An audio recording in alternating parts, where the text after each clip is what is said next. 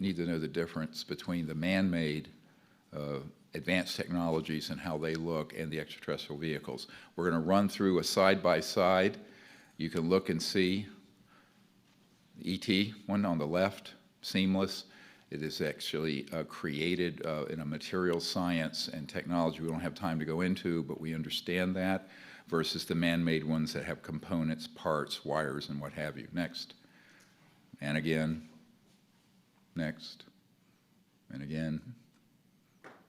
And then you hear on the right, that is the Norton Air Force Base 1988 air show, classified.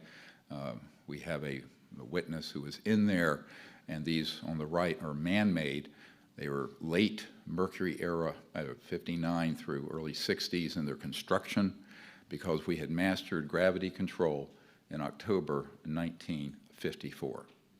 So these had been in the solar system by the time my uncle, who's Northrop Grumman, had worked on the lunar module out on Long Island to put Neil Armstrong on the moon. Next.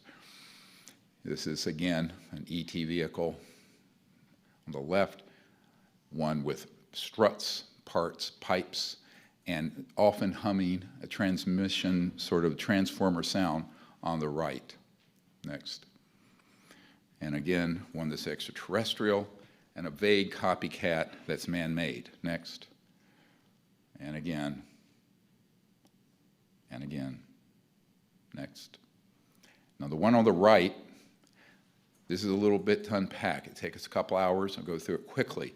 You can look up the Cash Landrum case back in 1980 outside Houston in Texas.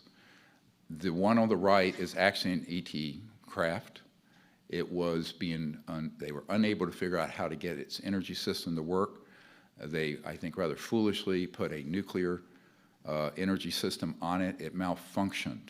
And as it did so, it radiated innocent people in their vehicle underneath it. It later was escorted by helos to a base west of there. The man who debriefed the 4 human pilots of this and debriefed them, we know, and we have his testimony. He's Air Force Office of Special Investigations out of Kirkland Air Force Base. So the Cash Landrum case involves civilian injuries. They tried to sue the government. The government denied they had any knowledge of it, but the constitutional government of the United States doesn't know this. This is the big problem. Next. And this, I want to just play this for a moment. We're in Washington. Here is an esteemed senator from Hawaii, and listen to what he said in the 1980s.